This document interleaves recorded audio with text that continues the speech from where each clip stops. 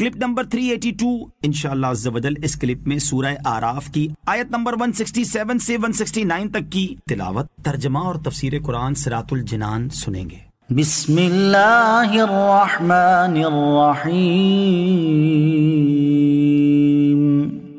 اللہ کے نام سے شروع جو نہایت مہربان رحمت والا ہے۔ وَإِذْ تَأَذَّنَ رَبُّكَ لَيَبْعَثَنَّ عَلَيْهِمْ إِلَى يَوْمِ الْقِيَامَةِ مَنْ يَسُومُهُمْ سُوءَ الْعَذَابِ إِنَّ رَبَّكَ لَسَرِيعُ الْعِقَابِ وَإِنَّهُ لَغَفُورٌ رَحِيمٌ۔ ترجمہ، اور جب تمہارے رب نے اعلان کر دیا کہ وہ ضرور قیامت کے دن تک ان پر ایسوں کو بھیجتا رہے گا جو انہیں برا عذاب دیتے رہیں گے، بے شک تمہارا رب ضرور جلد عذاب دینے والا ہے اور بے شک وہ بخشنے والا مہربان ہے۔ وَإِذْ تَأَذَّنَ رَبُّكَ، اور جب تمہارے رب نے اعلان کر دیا۔ اس سے پہلی آیات میں اللہ تعالیٰ نے یہودیوں کی سرکشی، گناہ پر دیدہ دلیری اور اس کی سزا میں مسخ کر کے بندر بنا دینے کا ذکر فرمایا، اور اس آیت میں اللہ تعالیٰ نے یہ ذکر فرمایا ہے کہ قیامت تک یہودیوں کے لیے ذلت اور غلامی مقدر کر دی گئی ہے۔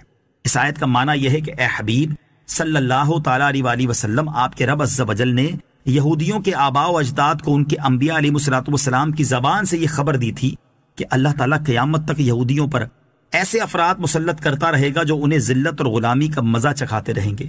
چنانچہ اللہ تعالیٰ نے یہودیوں پر بخت نصر، سنجاریب اور رومی عیسائی بادشاہوں کو مسلط فرمایا جو اپنے اپنے زمانوں میں یہودیوں کو سخت ایذائیں پہنچاتے رہے۔ پھر مسلمان سلاطین ان پر مقرر ہوئے، پھر انگریزوں کی غلامی میں رہے۔ قریب کے دور میں جرمنی میں ہٹلر نے انہیں چن چن کر قتل کیا اور اپنے ملک سے نکال دیا۔ یہودیوں کی حرکتیں ہی ایسی ہیں کہ کوئی سلطنت انہیں اپنے ملک میں رکھنے پر آمادہ نہیں ہوتی۔ یہی وجہ ہے کہ موجودہ دور میں بھی کسی سلطنت نے اجتماعی طور پر انہیں اپنے ملک میں نہ رکھا بلکہ انہیں فلسطین میں آباد کیا، اور یہیں سے انشاءاللہ عز و جل ان کی بڑی تباہی کا آغاز ہوگا۔ وَقَطَّعْنَاهُمْ فِي الْأَرْضِ أُمَمًا مِّنْهُمُ الصَّالِحُونَ وَمِنْهُمْ دُونَ ذَلِكَ وَبَلَوْنَاهُمْ بِالْحَسَنَاتِ وَالسَّيِّئَاتِ لَعَلَّهُمْ يَرْجِعُونَ۔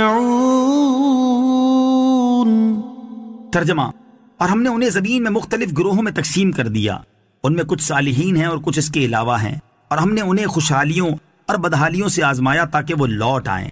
وَقَطَّعْنَاهُمْ فِي الْأَرْضِ أُمَمًا، اور ہم نے انہیں زمین میں مختلف گروہوں میں تقسیم کر دیا۔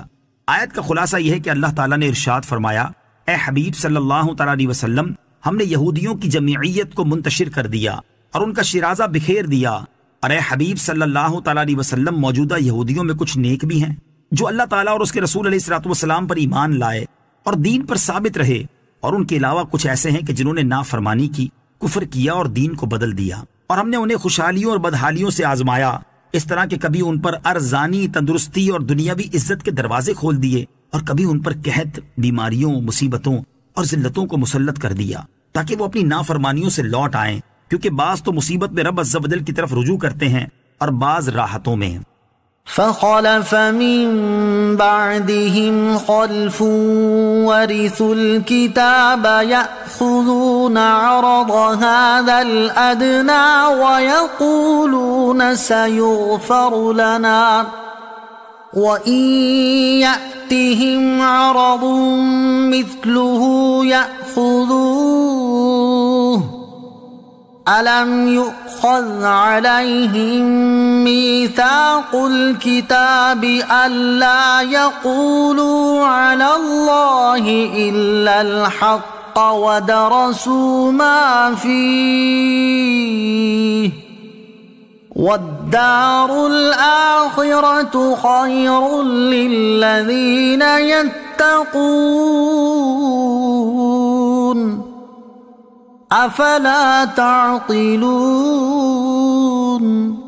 ترجمہ، پھر ان کے بعد ایسے برے جانشین آئے جو کتاب کے وارث ہوئے، وہ اس دنیا کا مال لیتے ہیں اور کہتے ہیں کہ ہماری مغفرت کر دی جائے گی، حالانکہ اگر ویسا ہی مال ان کے پاس مزید آ جائے تو اسے بھی لے لیں گے۔ کیا کتاب میں ان سے یہ عہد نہیں لیا گیا تھا کہ اللہ کے بارے میں حق بات کے سوا کچھ نہ کہیں گے؟ اور وہ پڑھ چکے ہیں جو اس کتاب میں ہے، اور بے شک آخرت کا گھر پرہیزگاروں کے لیے بہتر ہے۔ تو کیا تمہیں عقل نہیں؟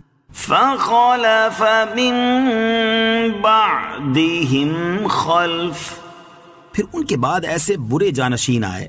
اس آیت میں بنی اسرائیل کے ناخلف جانشینوں کے چند عیب بیان کیے گئے ہیں۔ نمبر 1، وہ رشوت لے کر توریت کے احکام بدل دیتے۔ نمبر 2، نافرمانی کے باوجود یہ کہتے کہ ہمارا یہ گناہ بخش دیا جائے گا، اس پر ہماری پکڑ نہ ہوگی۔ نمبر 3، اس جرم پر قائم رہے کہ جب رشوت ملی اسے لے کر شرعی حکم بدل دیا۔ نمبر 4، یہ سارے جرم نادانی میں نہیں بلکہ دیدہ و دانستہ کرتے رہے۔ صلو علی الحبیب صلی اللہ تعالی علی محمد صلی اللہ تعالی علیہ وسلم۔ مجھے اپنی اور ساری دنیا کی لوگوں کی اصلاح کی کوشش کرنی ہے انشاءاللہ عز و جل۔